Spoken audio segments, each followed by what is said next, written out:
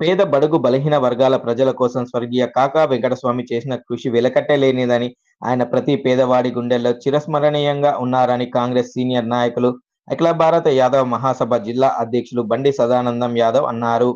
ఈ సందర్భంగా కాకా 10వ వర్ధంతిని పురస్కరించుకుని ఆయన చిత్రపటానికి నాయకులతో కలిసి పూలమాలలు వేసి ఘన నివాళులు అర్పించారు. అనంతరం పలువురి పేదవారికి దుప్పట్లను పంపిణీ చేస్తూ కాకా వెంకటస్వామి సేవలను కొనియాడారు.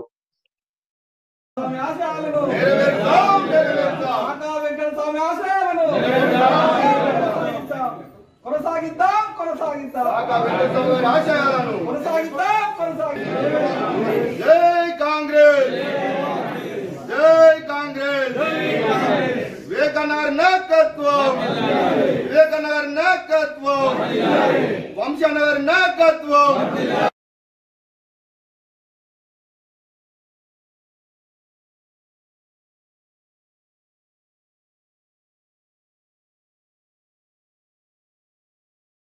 వెంకటస్వామి గారి 10వ వర్ధంతి సందర్భంగా మందమరి పట్టణంలోని కాంగ్రెస్ పార్టీ సీనియర్ నాయకులు, కార్యకర్తలు, కాంగ్రెస్ పార్టీ అభిమానులు, కాకగారి అభిమానులు వీరందరి సమక్షంలో కాకగారి వర్ధంతి కార్యక్రమాన్ని ఈరోజు మందమరి పట్టణం హిందూ గార్డెన్ గెస్ట్ హౌస్లో జరుపుకోవడం జరుగుతూ ఉన్నది. ముఖ్యంగా ఈ సందర్భంగా ఒక్కటే ప్రజలందరికీ తెలియనిది ఏంటంటే, ఈరోజు ఒక గొప్ప వ్యక్తి స్వర్గీయ కాక వెంకటస్వామి గారు అని చెప్పడానికి అనేకమైన సందేశాలు ఉన్నాయి.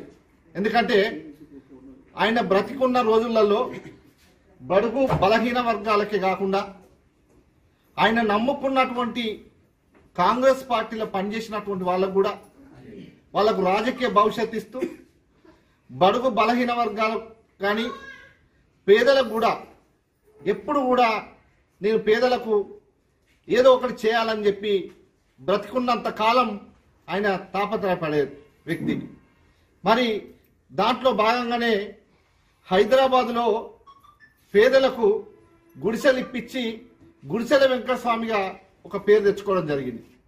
అంతేకాకుండా ఇవాళ ఆయన చేసినటువంటి కార్యక్రమాలు, ఆయన కేంద్ర మంత్రిగా, రాష్ట్ర మంత్రిగా, ఎంపీగా, ఎమ్మెల్యేగా అనేకమైనటువంటి పదవులు అనుభవించినటువంటి గొప్ప నాయకుడు కాక వెంకటస్వామి గారు. ఇవాళ కాంగ్రెస్ పార్టీకే ఒక మూల స్తంభం.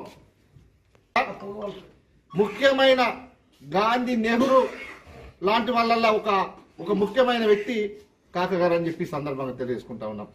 మరి ఆనాడు కూడా ఇటు సింగరేణి కార్మికులకు, సిర్పూర్లో కూడా ప్రతి ప్రాజెక్టు అంటే ఏదైతే ఒక కంపెనీ ఉంటుందో గారు ఒక సందర్భంలో ఆయన చెప్పడం జరిగింది, సమైక్య రాష్ట్రంలో తెలంగాణ నిధులు, నీళ్లు, తెలంగాణకు వచ్చేటువంటి ఉద్యోగాలు ఏవైతే ఉన్నాయో ఆంధ్ర పాలకులు దోసుకపోతా ఉన్నారు.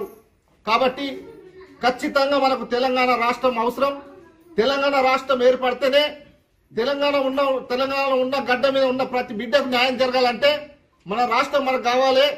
మన రాష్ట్రం మనం సాధించే వరకు నేను ప్రాణంతో ఉంటా. ఆనాడు 1969లో చెన్నారెడ్డి హయాంలో, చెన్నారెడ్డి ప్రభుత్వంలో